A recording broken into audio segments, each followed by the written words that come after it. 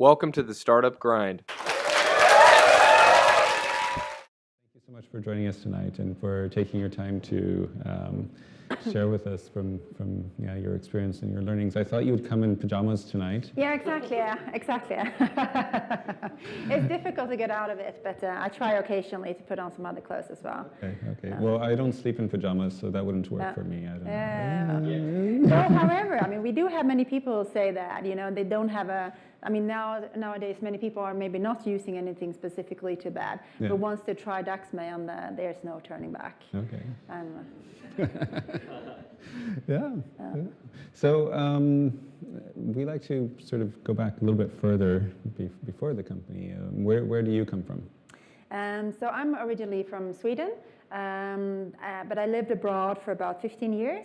In 7 countries across Europe and Asia. Mm-hmm. So I worked in regional and global marketing positions, never actually in textiles before, so neither me nor my business partner have any textile experience, but I worked in cosmetics and wellness and accessories, and then I jumped to higher education, so totally different, and then now to textiles, so again, quite a different take on it. Right. Okay. And as a kid, did you think you would be starting your own business, or you talk to some people and they're like when they're already in 3rd grade selling candy to their classmates or already have that entrepreneurial bug. Were you like that already as a kid, thinking about business, or? No, but however, I think, I was talking to someone else about here the system in Switzerland where kids quite early on have to decide where they want to go with their life. Yeah. And actually, when I think about my background, I never had that one dream because I always felt there was so much that interested me. So, I mean, I took my educational choices more based on, on keeping an open doors. Right. So I studied first like science in what they call here the gymnasium, then actually literature, and then business. So so I think it's more for me, it's not been that I always had an entrepreneurial dream, but more that I think there's so much out there that's interesting and to do that I never really had this one dream like that. Okay. And from your family, is there anyone that's entrepreneurial? No, not at all, actually. So no, I think my family, as I look at they have not taken that path as I've taken of, really going out and having an international career. But they're very supportive of me, and I've always felt that they appreciate what I'm doing. So. Yeah, nice.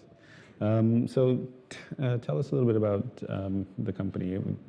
Help me with the name.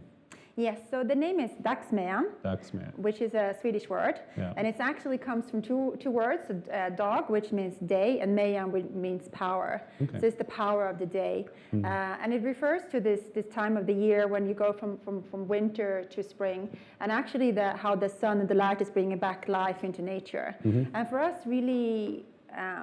Building this company is about how sleep is what gives life back to you. Right. Sleep has so many impact on our life in all facets, whether it be our health, well-being, stress levels, performance, all really aspects of our lives. Mm-hmm. So this is really about that feeling that you wake up in the morning and you're truly refreshed and ready to take on the day.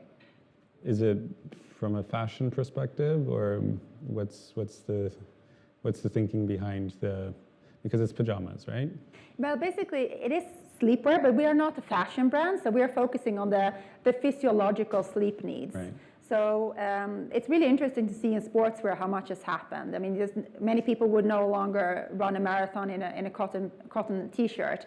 I mean, they're wearing something else when they go bicycling or hiking or skiing or playing tennis. But we don't think about what we're wearing when we're sleeping. At the same time, also many people are now having sleep trackers. They spend more and more on beds. So we really felt that it's so strange that nothing is really happening in this area. That's when we started to really look at what impacts our sleep quality. And temperature during the night really has a huge impact, and there's a lot of academic research backing this up. So then we looked at to having the right partners, because for us it's important that it's not actually a fashion brand, it's not a marketing story. We want to really make sure this makes a difference. Okay. So we partner with EMPA, which is a federal organization for innovation and materials and science here in Switzerland, as well as the Hochschule für Kunst und Design in Lucerne, We're working with a professor at Stockholm University and also with a sleep expert, a doctor in Germany. And we are actually doing a federally funded research program, which is quite an interesting way to get a lot of research into your company without actually having to fund all the research. Okay. So it's more about the technology of the clothing. Yes, Basically the material. It is the technology and it's the material, but more than anything, it's actually that you sleep better. Right. So that's actually the main thing for us. But it's really scientifically proven that it makes a difference. Mm-hmm. So we have tested all of our materials. We have developed them together with sleep experts to really see how actually keeping the right temperature really impacts your sleep quality. So it's primarily about the temperature. It is a lot about the temperature and about moisture. And then we also have supreme comfort. So, all the seams are flat and ergonomic. They're front placed because most people sleep either on their back or on their side. And there are other sort of design elements that really are supporting the overall comfort. Mm-hmm. It's a super, super soft fabric.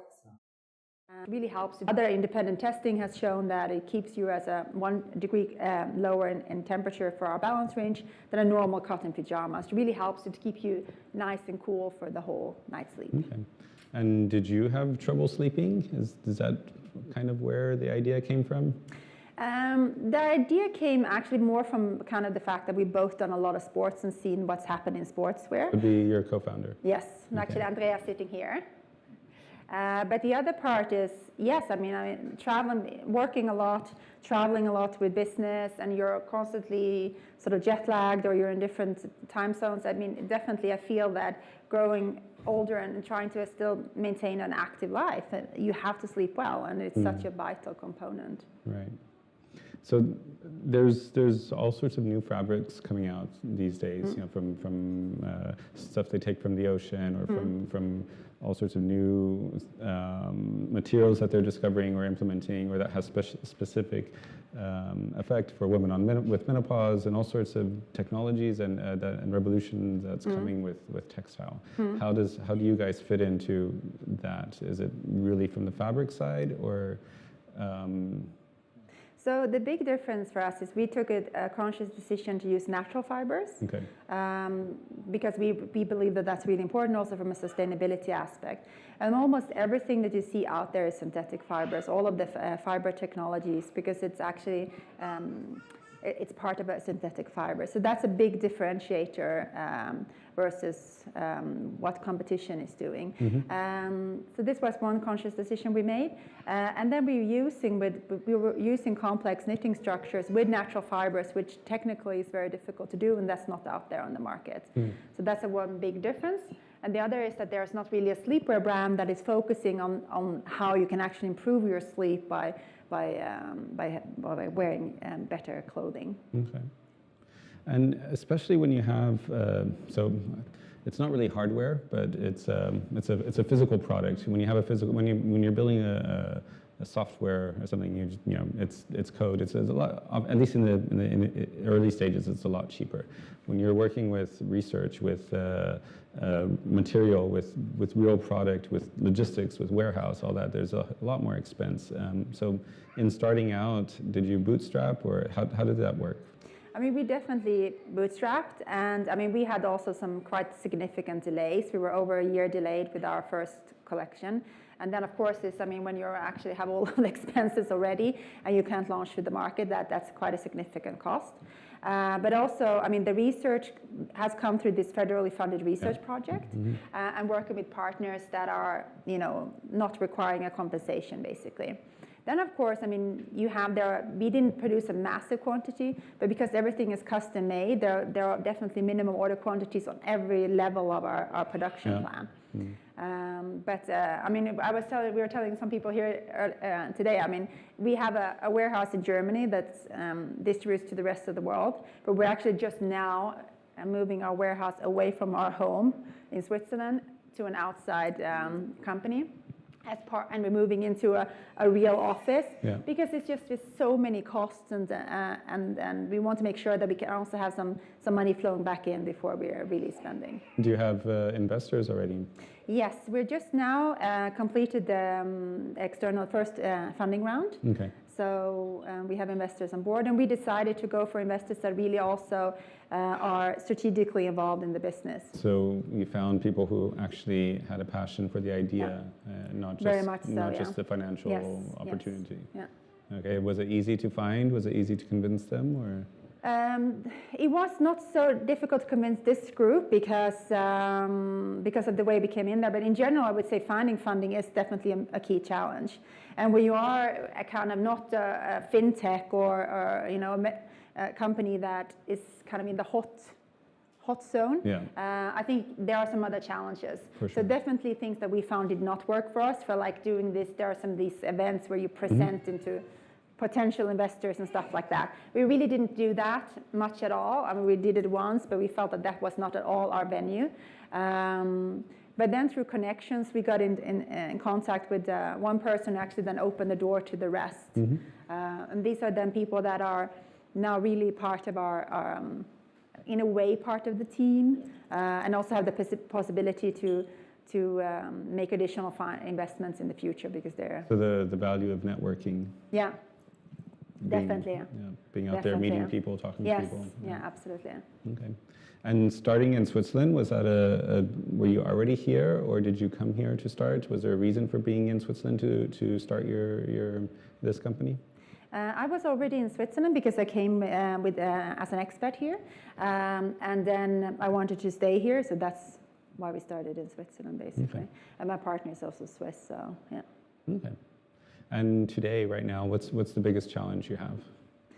I think there are two steps. One is supply chain. So actually right now we're sold out. But now so that's one part that's challenging because it's a good challenge to have. Yeah, it's a good in some ways, but it's also very frustrating. Of course. And when you are a small startup and everything is custom made, there are not that many companies actually don't want to work with you because you're not going to place that big order where they can just push the button and go.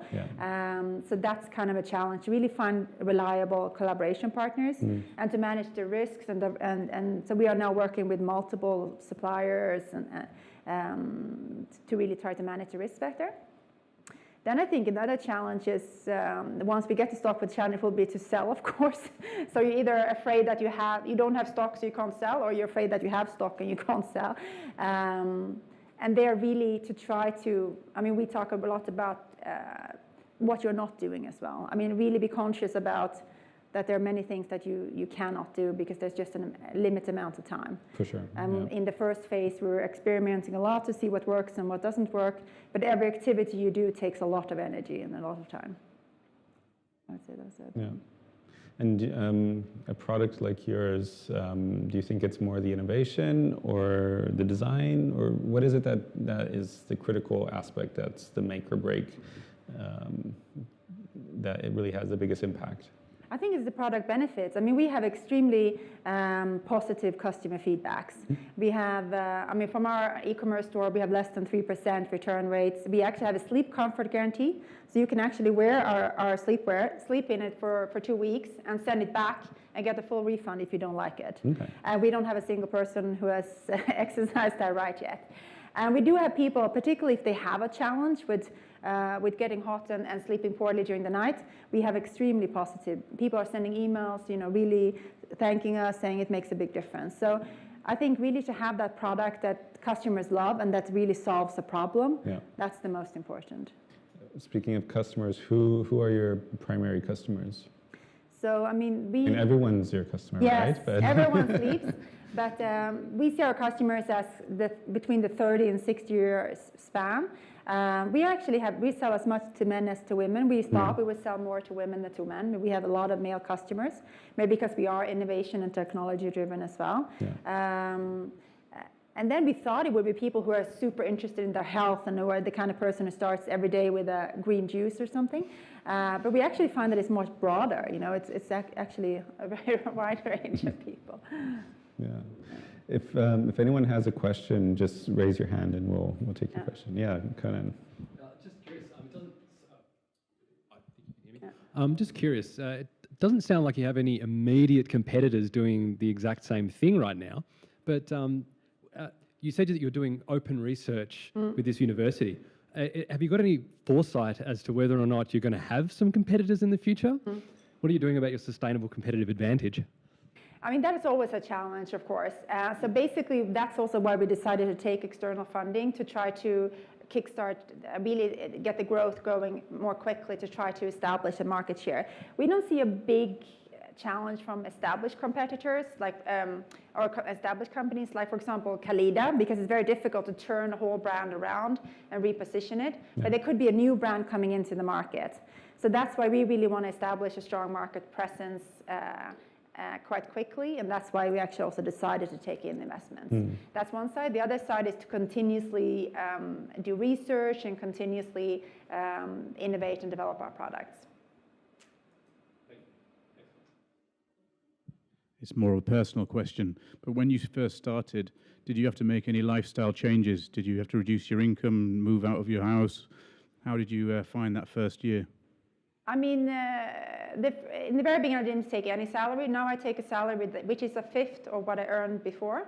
And that's a bit of a challenge when you start maybe a little bit later in life, when you have had a nice corporate career and you're used to a little bit nicer things. So definitely I've made a lot of lifestyle changes. And actually, they're okay. I mean, it's not that difficult. Like, I don't take taxi anymore, so what? There are really good buses and trains. You know, I changed my hairdresser and half the cost for going to the hairdresser. I mean, I realized that I was spending a lot of money that actually doesn't matter. It's kind of a relief in a way too, in some way. Sometimes not, but. Thank you.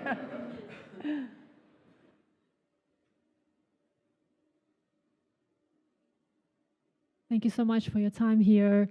My question is around marketing.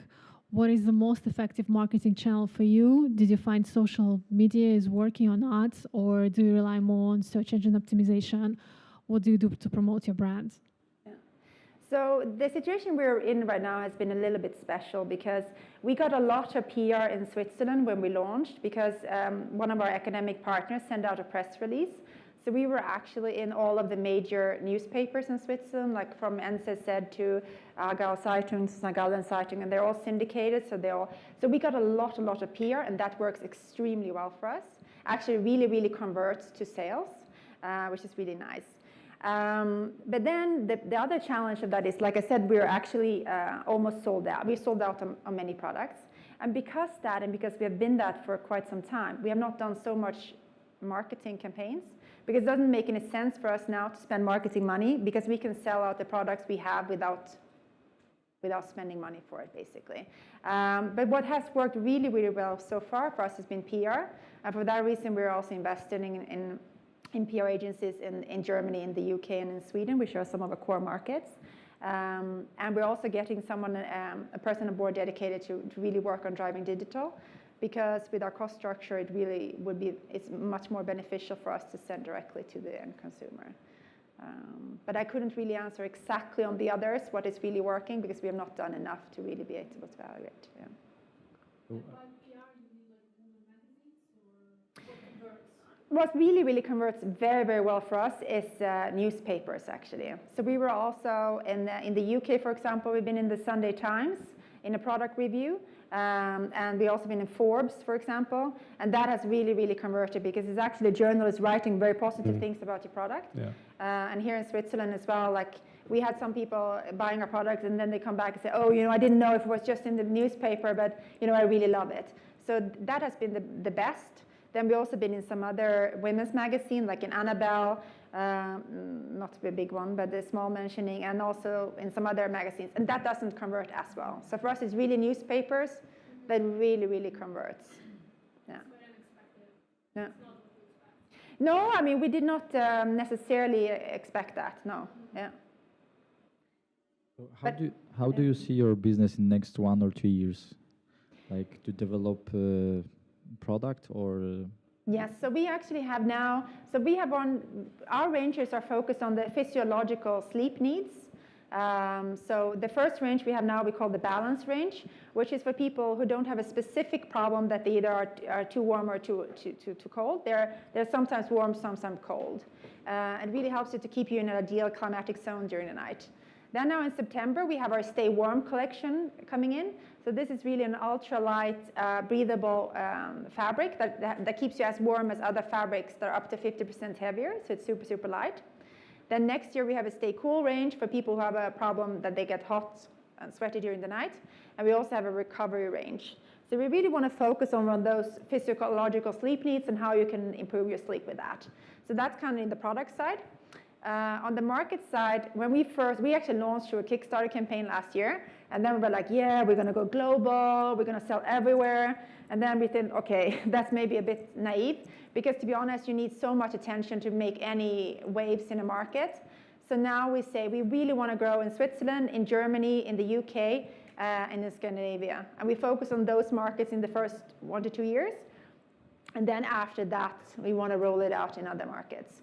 So that's in then driving the e-commerce side, but also having some distribution partners and becoming a recognized brand in those markets with our core target group.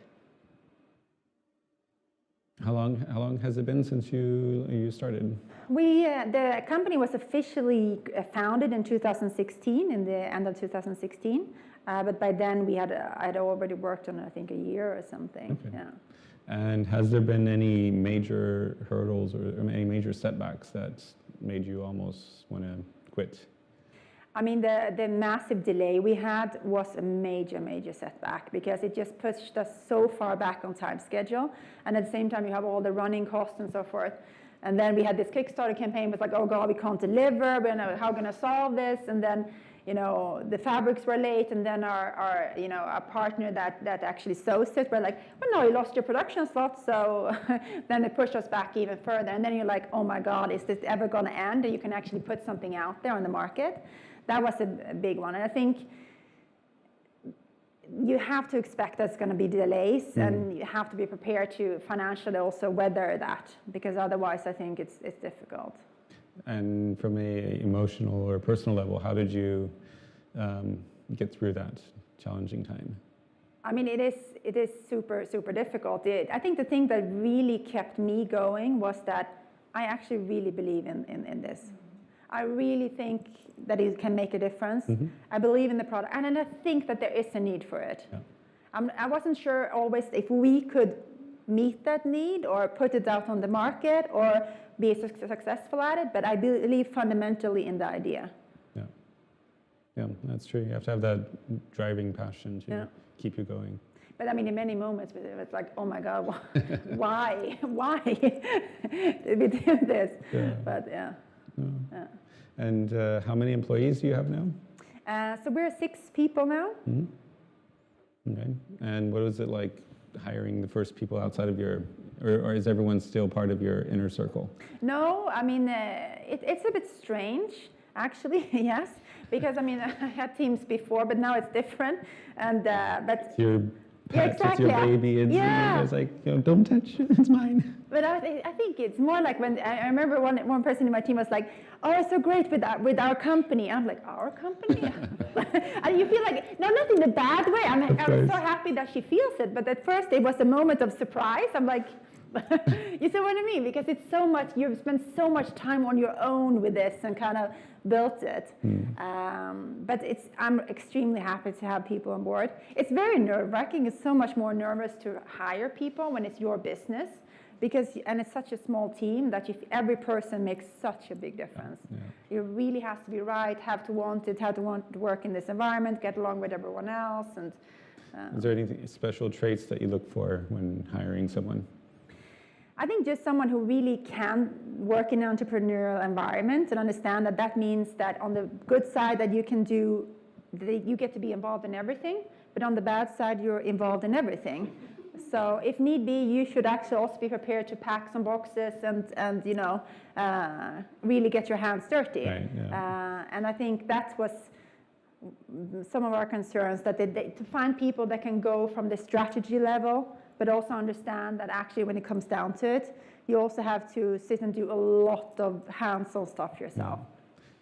Yeah. The hires so far were successful. Did you have to let anyone go? No, so far not.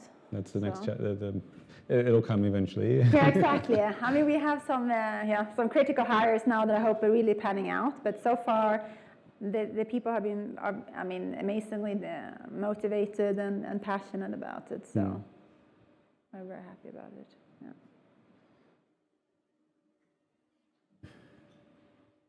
I work for a Scandinavian company, and it's been a hell of a culture shock for me as a British guy in Switzerland.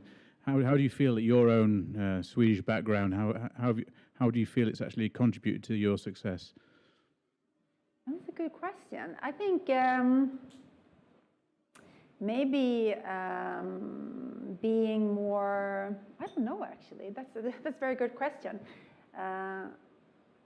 I'm not sure exactly. I think sometimes maybe in Switzerland it's a little bit more conservative, and that you have to dare to take that step and just go for it and then hope for the best. And if it doesn't work out, then you get up on your feet and you try again and again and again. And that it's okay to fail, you know? That it's okay to not make it, to make mistakes, and then you learn from that. I think that could maybe be at one point. How did you find it working for a Swedish company then? Very pragmatic. No? It's very incremental. Whereas coming from a British culture, which is more, you have to prove yourself. Whereas, I actually really appreciate the Danish-Swedish approach to business. It's a little bit more bootstrapping than I've been used to in the past. But I like the idea of being okay with failure, because that's as long as it's small incremental steps, you can do anything. Good. So I hear it's early days yet, and you were saying that you've got I guess I'd call it a organic local growth strategy, one region. But have you got any mind for an exit or a long-term sustainability plan? We have, getting these external investors on board does mean that you have to have the discussion about exit, and that there's an expectation of a growth within 5 years, which is not per se a modest growth plan. If the right exit comes along, I'm fine with it. It doesn't have to be what I do for the rest of my life, because I feel that then I could do something else. Maybe I start another company. I don't know. So, yeah. One more question. Looks like Elon Musk needs a sleep. Can you send him some? Yeah, exactly. Yeah. That's actually the second time in 2 days that proposal came. But he should maybe stop with the Ambien and start with some sleepwear. Exactly. He looks like Yeah. And so what advice would you give to aspiring entrepreneurs, people just starting out? I think it is very important that you have an idea that you're really passionate about, and that you truly believe that there is a customer base out there that will love that product, and that it fills kind of a need and a problem. Then the second part is to really think about, are you ready to do this and you really want it? Because I've done before like these startup weekends with friends where we talked, and then in the end it's quite a big step to actually leave your corporate role and say, okay, I'm going to take that, all the uncertainty. There were moments where I thought, okay, we're going to go bankrupt, I'm going to sleep under a bridge, lose all my savings. You have to be willing to kind of to take the risk and take the leap, and that's a really big leap to take. And to make sure that you have, that it's not so that your plan is not so that, okay, if everything goes right, it will work out, but to just to say things are going to go wrong, and a lot of things are going to go wrong, and we can still do it. That would be probably my main advice. I actually sleep very well, of course, because I'm wearing the Dagsmejan sleepwear. No, but I actually really think about it. We also deliver all our products with a booklet with tips and advice on sleeping, and I really focus on my sleep a lot. So I go to bed around the same time, get up at the same time. I really think about all the different factors that impact sleep, because I want to do a lot of stuff in life, and I don't have time to be tired and do that. And what advice would you give a young you if you could go back in time? What would you tell yourself? I don't believe in changing what has happened, because everything that's happened leads you to where you are today. And it happened because it should happen that way. So I'm not sure I would actually say anything to the young me. Just to say, continue as you do, make the mistakes you made, and you kind of learned it. And many people start a company who might be younger, and then you have less maybe experience and less network, but on the other hand, you have less to lose. So I think the way things played out, it was not that I haven't made a lot of mistakes, or it's not that everything went as according to plan, but I'm fine with whatever has happened. That's good. You already focus a lot on your sleep. That's important, and not many people do that. But in general, in your work-life balance, how do you keep that in check? I think it is a main problem, because I mean, you think about the business all the time, holidays, weekends. I mean, and now also like gone on some holidays this year, but I mean, it's half time you're working actually, so it's different. I think one thing that really struck me this year, that I really needed to think about, was that, you know, starting a business, it's not a sprint, it's a marathon, and it's really like, it's just, you tend not to run, and you try this, but somehow it never ends. Then you're always going like 100 kilometers per hour and using all of your energy, and at some point it kind of runs out, and you start to feel demotivated, and you're losing that passion for it. So I think for me, what I really try to do is consciously have moments of really recovery and try to do other things.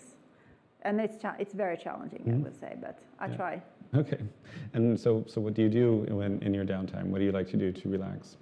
I love being outside, doing sports outside. If you're going for a hike, you know, we have paddle boards, going paddleboarding on the lake.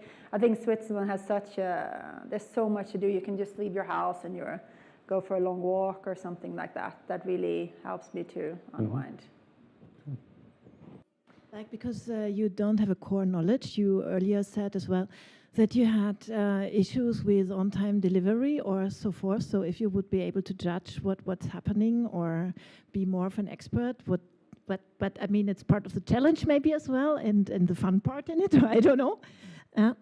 Yeah, I mean, definitely there are things, if you have a long background in that industry, there are many things that you know already from the beginning. Maybe then you don't come with as fresh of a perspective and the different ideas. That's another side to it. But at the end of the day, we didn't have it, so we thought still this is a fantastic idea, and we were quite naive about it in some ways. But on the other hand, I think if you're not naive about it, you're never starting a business, because if you really know everything that's going to happen along the way, you might not do it. But I know this moment, for example, when we went to the Premier Vision fair in Paris. It's a huge fair. It's like hall after hall after hall. And this was before the company was founded, but just kind of in the face. And I was like, yeah, we go there, we talk to some suppliers, and I come there, and I'm like, oh, wow. And then I go into a booth, and they're like, within 2 seconds, they realize that I don't know anything, and they don't want to talk to me. And then after like 5 minutes, they're like, oh my God, what have we done? And you realize how big the knowledge gap is. But then you learn so much along the way. I was just reading lots and lots of reports, research, and then working with partners that really are experts in the field.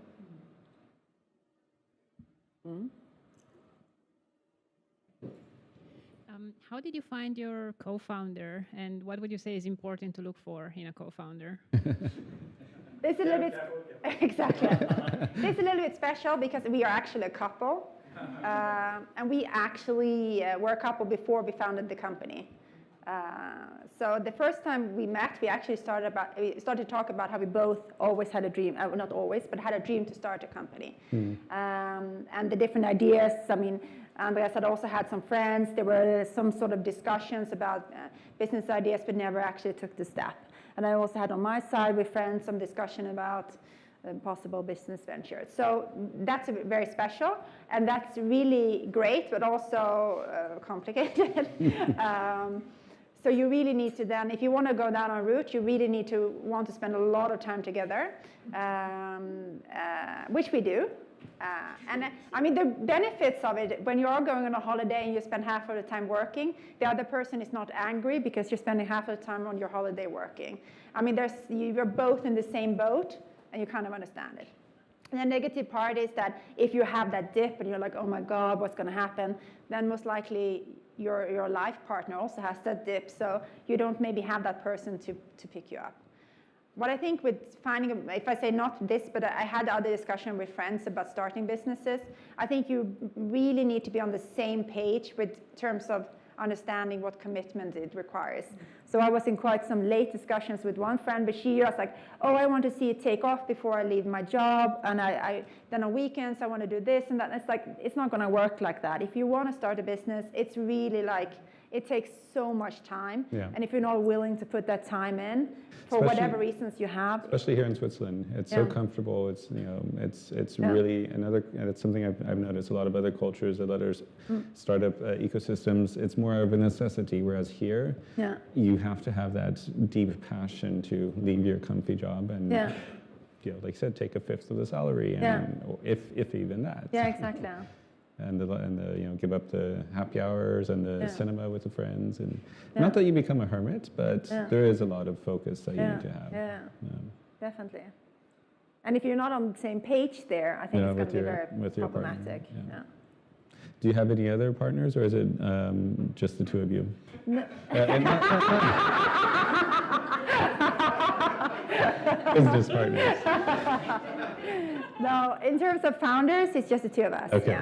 That's what I meant. Yeah, but we did have, even before we had investors, we had mentors, not only through startup incubators, but also other kind of mentors. We had a advisory panel and or people who had, I mean, Andreas come from Switzerland, so we had a great network of people who really have experience, a wide experience in many fields as well, and also from my side.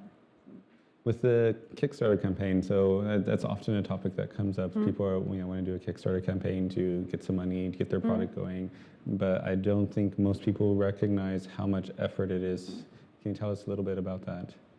Yeah, so I mean, our aim becomes a second full-time job, right? Yeah, I mean, it's really a beast, and I think you need to be fully aware of that.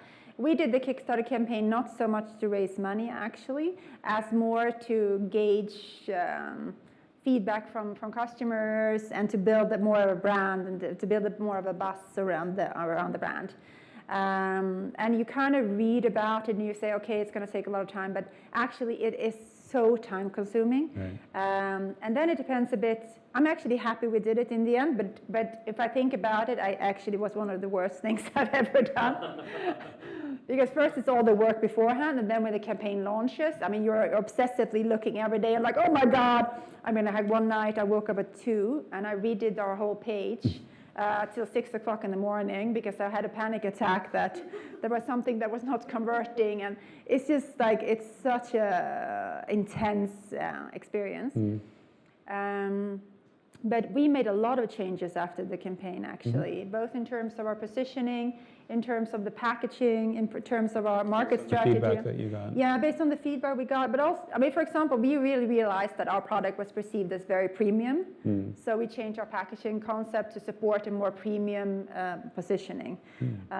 We also started to fully realize how naive we were about our market strategy. So instead of going global, we decided to really focus on, even though we had a lot of customers from the US, we just realized it's so difficult to come through in so many different countries. Yeah.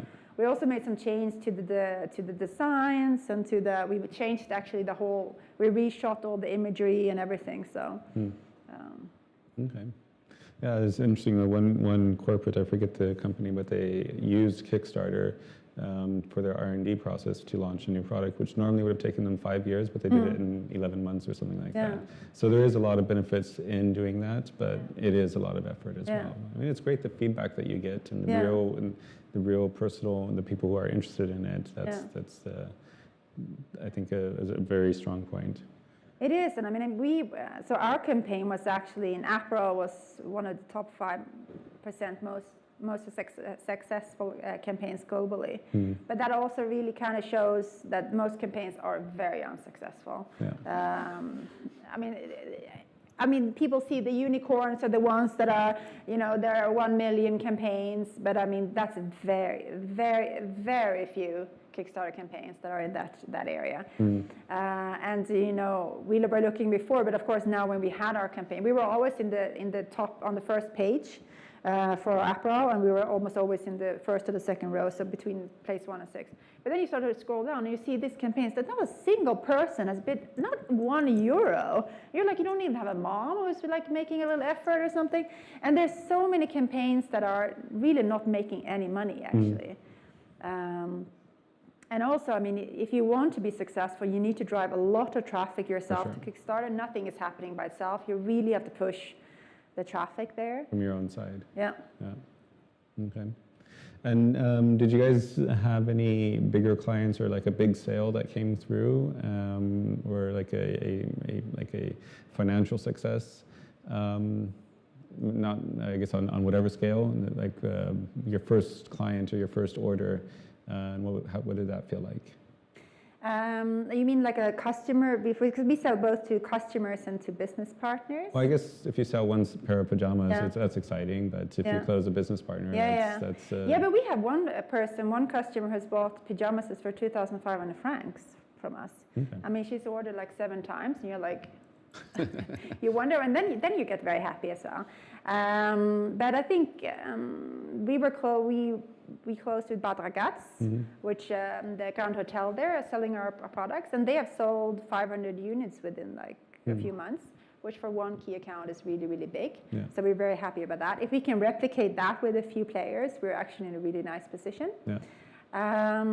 Then we are chosen to go with with sleep shops. So we sell through a lot of sleep shops to enhance our positioning as kind of a different sleep-related brand. So if you go to, otherwise you see a lot of brands that are doing sleepwear, they're doing loungewear, they're doing swimwear. But we really want to focus to be where people really think about sleep. So getting those signed up has been a big point. Okay. Yeah. So you said you sell directly to clients, yes, but also through partners. What is your strategy regarding price control and pricing? And have you put any thinking into that? How are you going to control the market price when your product is sold through you or through your partners? I mean, the tricky part is that you can't force someone to keep a certain price, but we have a strong recommended price, and we say to our partners that we have a no discount policy because we don't want to be a discount brand. And if we see that a partner is a discount kind of company, then we shy away from it because we don't want to be that kind of brand. But we are selling through outlets where it's not really, they don't sell on that either. What we found, and we are making some changes to our website structure now because we have this currency app translator, and what we actually found that our retail partners think it's super important that we keep exactly the same price as them so that we never underprice them, because then they are they're less attractive to their customers. But it's difficult to control, but we really try to avoid that they're going kind of like putting us on the biggest discounts. Yeah. I mean, someone can copy, or try to copy, and that's, I mean, from China or from somewhere else. And that's why we want to establish a market presence in our core markets and to continue to innovate and do research. The thing is, our product is fairly expensive to manufacture, and it would be difficult to significantly, I mean, it's much more expensive to produce than some other because it's a really extremely fine fibers. So unless you want to position yourself there, it's going to be difficult. Then, of course, there can come a Chinese competitor and say, we also do sleepwear that helps you sleep better, but we are selling for half the price. We can't, it's difficult to counter that, but we want to build a strong brand in our consumer mindset, and for that reason we want to accelerate the growth, to build the market share before too many players come in. You will be like an Apple. Exactly. Apple for sleep. Very good. So currently you're still a pretty small team. You said six people, but as you grow, what do you think is one of the most important things you can do as a company to inspire your employees? I think the important thing is to keep everyone really engaged in the story. I mean, what we realize also sometimes is that you kind of forget to keep people updated, for example. I think it's very important that everyone understands that they are a vital component of the future of the company. And as we grow, there are a lot of opportunities to grow with us. Mm-hmm. And we also see people that already have taken in, that already have, grown significantly in the roles they're taking. So I think that hopefully keeps people motivated and engaged. Mm-hmm. And then just to make them, we focus a lot also about everyone sleeping in our sleepwear and kind of like feeling and living the story. Becoming brand ambassadors exactly, themselves. Yeah.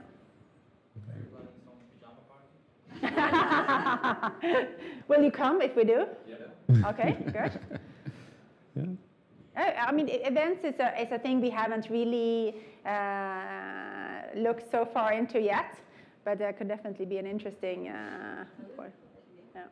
Because it's kind of interesting, you know, you can see some of the brands that we are using as inspirations are like the brands like Lululemon or on running shoes, for example. They're really taking kind of a category and changing it in a different perspective. But there you think, so on running shoes, they have these running parties, you go in the park, or you have these classes. But do people want to have a pajama party with people they don't know? I'm not sure. Or do you have like... The right kind of people do. So what's the base price for your pajama? So the short sets are $79 per piece. So it basically is between 160 and 180 francs for one set. Okay. So which means that it's more in the higher end, but it's not in the luxury end. Okay. Cool. And for an entrepreneur who's wearing many hats and have their fingers in many pies, what advice do you have for them? I think that one of the main things is to really focus and decide what you're not going to do. Because I think as an entrepreneur, you always feel like you don't want to turn down anything because maybe that will be great and that sounds fantastic. And we have done so many things in this process where you think, okay, it's not going to take that much time, but actually it does. And it diverts your energy and it diverts your time. So to decide what is really important and what moves the needle and focus on that. I think that's if you feel like you have many hats. And if you have two founders or two owners, how do you make those decisions if you're both entirely aligned?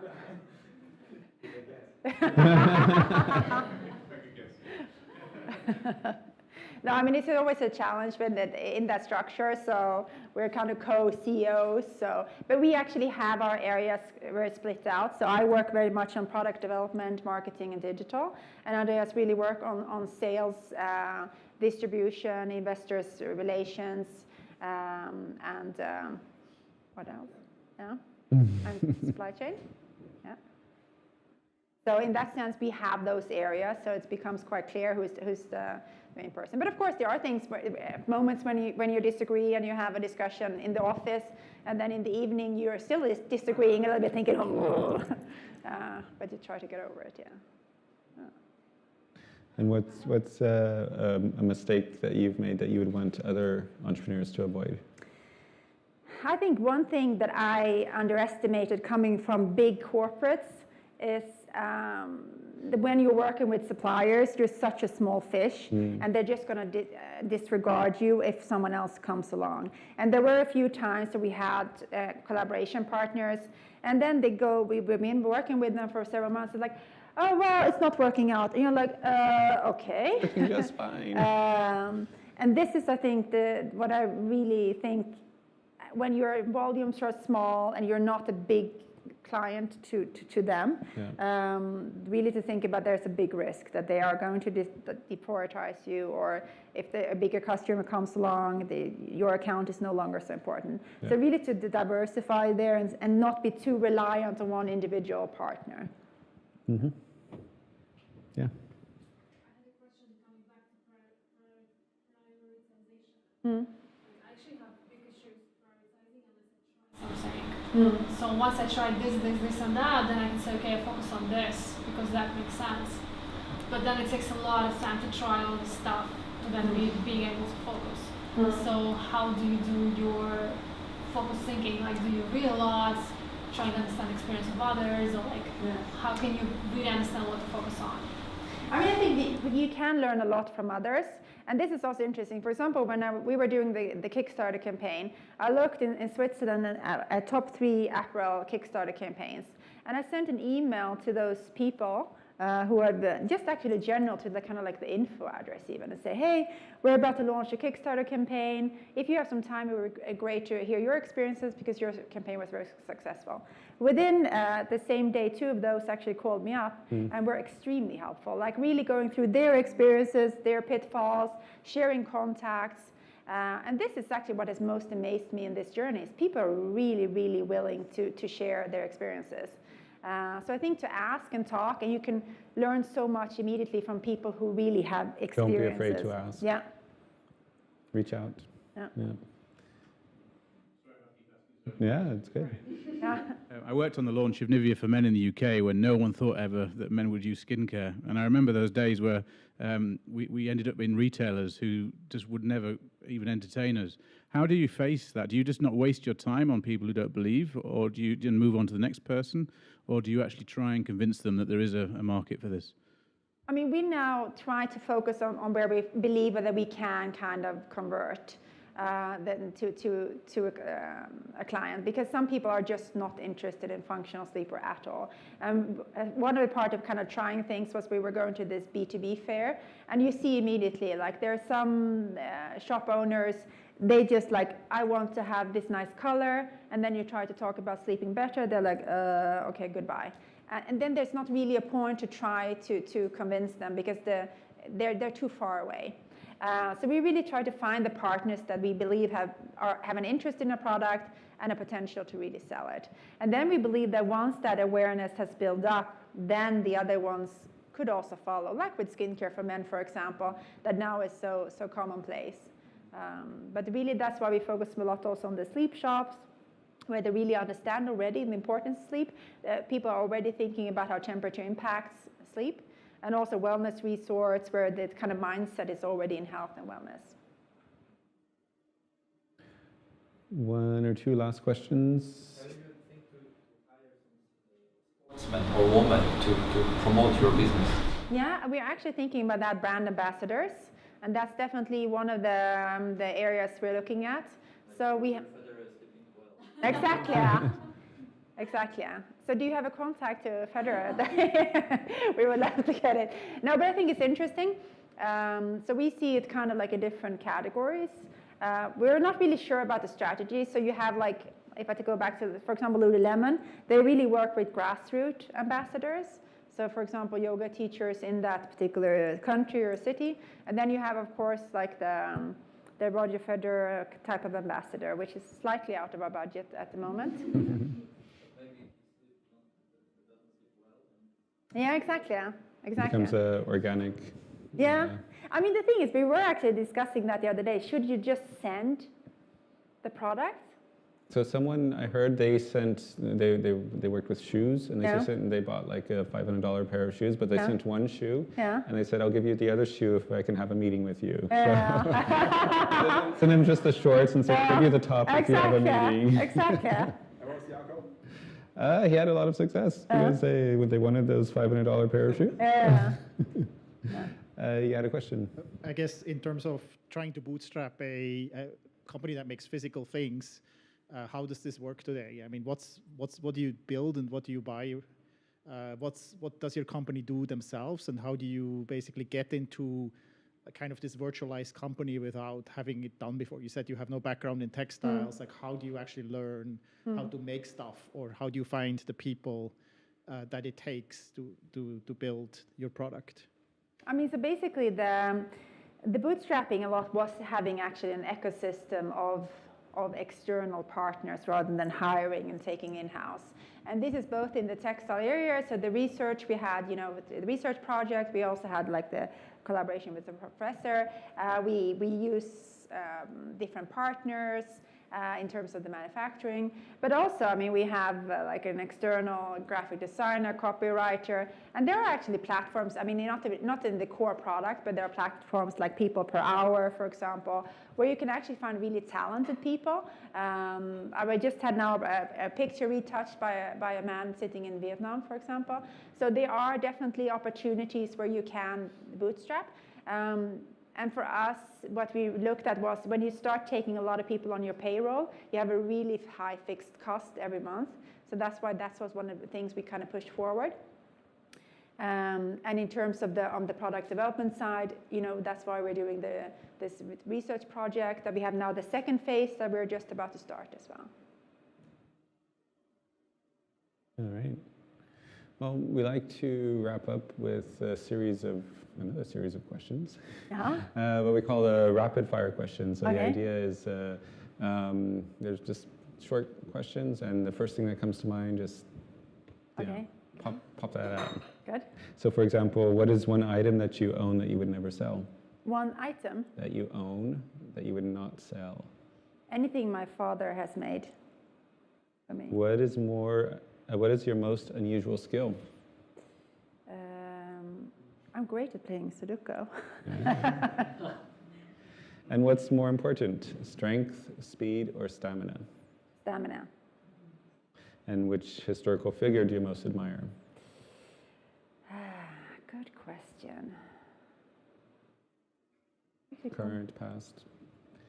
Yeah, but I think everyone has kind of their pros and cons. I'm not so much for heroes. Okay. I thought I would leap past that. And what's your favorite season of the year?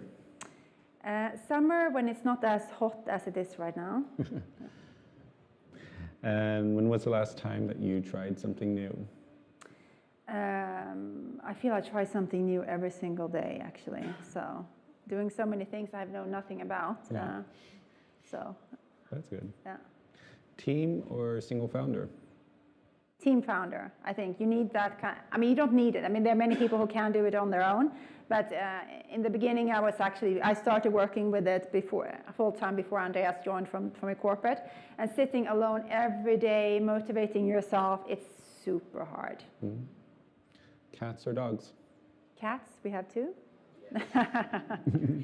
Wine or beer? Wine, absolutely. Yeah. And your favorite app? My favorite app, I think I have to say, I'm going to sound like such a nerd. I'm going to have to say the SBB app. That's cool. Yeah. There you go, some organic fan, what's called marketing we were talking about. Yeah, exactly. What's something on your bucket list? I really want to go to Alaska and really, explore that area more. And if you could have the attribute of any animal, what would you choose? I really love meerkats because I think that they are so brave. Yeah. They are in the middle of the desert. They're all constantly under attack from other animals. They somehow still seem to have a good time playing with each other. They seem quite cheerful, but super resilient. They can actually be attacked by a snake and bitten by a snake that would kill a human being, and they will survive. I think they have so many very admirable qualities. Nice. Catarina, thank you so much for joining us tonight and for all that you shared with us. Really appreciate it. Thank you. Thank you much.